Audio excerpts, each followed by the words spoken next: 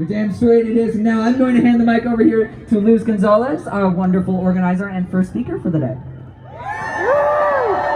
Hello, Colorado Springs! Buenas tardes a todos! How are we doing? I'm short, so I'm gonna put this, and I use my hands, so I'm gonna... Thank you for showing up in community today. Look around you. There is strength and power and beauty in community.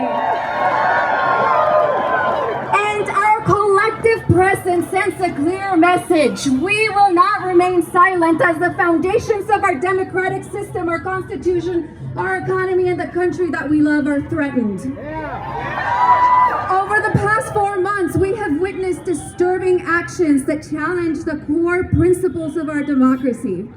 We have witnessed the mass dismissal of the inspectors general. On January 24th, Trump fired 17 inspectors general. They are our government's internal watchdogs. They are tasked with rooting out fraud, abuse, corruption, and mismanagement. Trump didn't just fire people, he fired a warning shot on oversight itself. He fired the truth tellers, and he sidestepped the rules that hold power in check. That's not strength, that's fear. That is fear of accountability, but we Americans will not be governed by fear. We saw the establishment of DOGE, which they call the Department for Government Efficiency, but let's be honest. They aren't trying to make the government better, they're trying to make the government theirs. This new agency run by Elon Musk, a billionaire with no accountability to the people, has been handed sweeping powers to interfere across federal departments. No checks, no balances, just centralized power in the hands of a tech bro with no love for our country. We also saw the January 6th pardons. Pardoning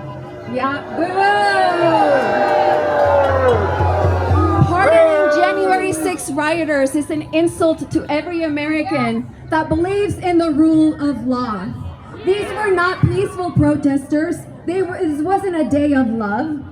They were violent extremists who attacked our Capitol, who beat police officers, and forgiving them isn't just turning a blind eye to crime, it's rewarding an attack on democracy. He's saying, if you break the law for me, I will protect you. That's not leadership, that's mob boss politics. But we are here to remind him that no one, not even the president, is above the law. We have seen efforts to revoke birthright citizenship. Birthright citizenship is one of the bedrock promises of America.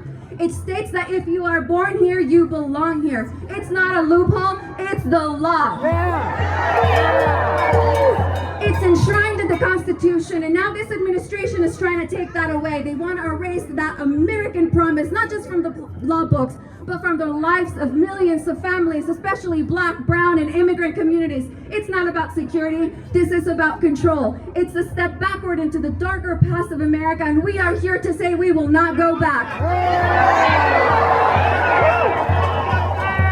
We have seen the abolition of diversity, equity, and inclusion programs. We have seen the cruel and far-reaching campaign to push transgender people out of public life. We have seen the imposition of sweeping tariffs, including against penguins. We have seen economic uncertainty and market volatility. We have seen international condemnation of the U.S. from the rest of the world and alienation from our strongest allies. But we're closer to Putin? Make it make sense. We have seen violence and intimidation from ICE. In defiance of constitutional protections, ICE is using violence, fear, and intimidation to detain not only undocumented immigrants, but also green card holders, asylum seekers, and even citizens of the United States. People are detained in awful conditions, such as the Chrome Migrant Detention Center, built to hold 500 people, currently imprisoning over 5,000. We have seen, we have seen unimaginable attacks against the freedom of speech that we so poorly protect. It's a constitutional right protected by the First Amendment, the very foundation of American democracy. But under this administration, truth is punished. protest is criminalized, and dissent is treated like treason. However, we are here to remind them that our voices are not just protected, they are powerful, and we will not be silenced. And I could go on, and it's only been 75 days. These actions are not isolated incidents. They represent a concerted effort to erode the checks and balances of our freedoms and of our country. Author and historian Timothy Snyder, in his book on tyranny, warns us, tyranny doesn't always come all at once. It creeps in slowly through lies, through fear, through the normalization of the unacceptable. It comes when leaders try to rewrite history, which we are seeing. They target the press, the courts, educators, and yes, protesters like us. Snyder reminds us, do not obey in advance. That's how authoritarianism takes hold, when everyday people become too afraid, too tired to speak up. But look around you. We are not tired. We are not weary. We are ready. We are connected. We are fed up. And we are the ones that we've been waiting for. And we've been here before. When African Americans marched through the streets of Selma demanding the right to vote, they faced dogs, batons, and tear gas. But they marched and they spoke up anyway. Because John Lewis said, good trouble. That's what we're gonna do.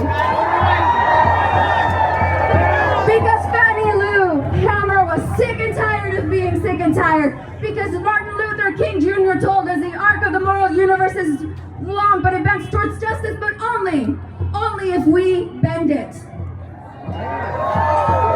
When women were told that we didn't belong in the halls of power, we fought back in the streets, in the courts, and at the ballot box, demanding the right to vote, the right to work, the right to be free. The courage of these women paved the way for every woman standing here in this fight today. When Latino workers were exploited and ignored, they organized, they marched, and they went on strike, forcing Americans to see their humanity, to hear their demands. Si se puede was our cry, and it still echoes every day in every fight for dignity and justice.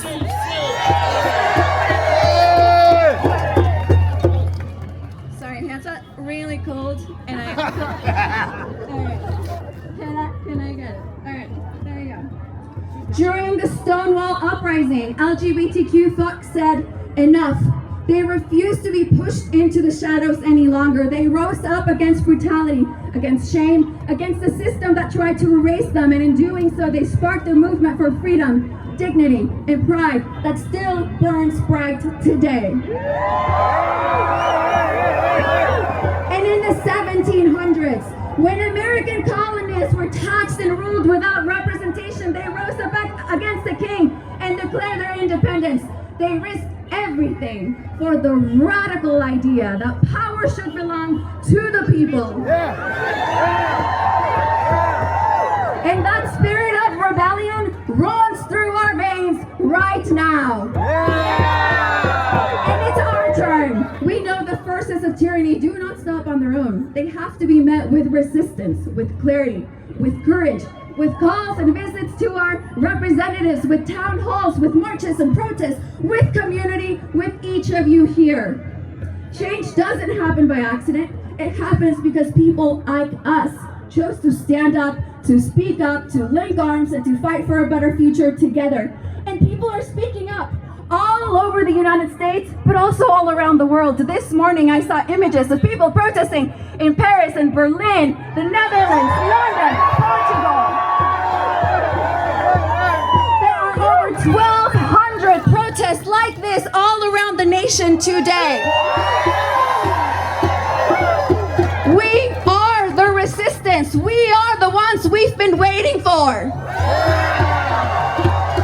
So let them hear us. Hands off our bodies, hands off our neighbors, hands off our books, hands off our ballots, hands off our Constitution, hands off our freedom. We may be in a tough time, but we are not hopeless. We are not helpless. We are the descendants of fighters, of dreamers, of marchers, and of organizers.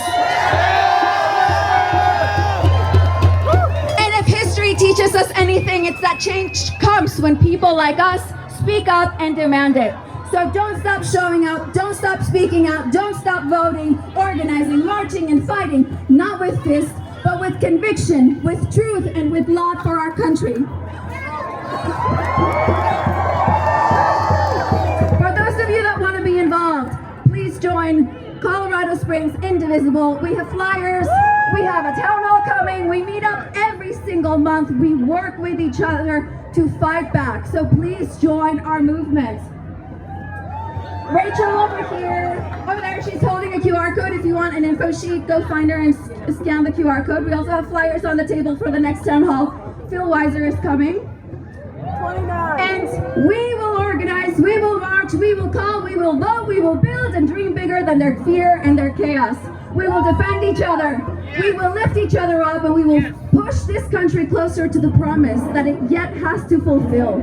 The road ahead will not be easy, but we were made for this moment. We are the ones we've been waiting for.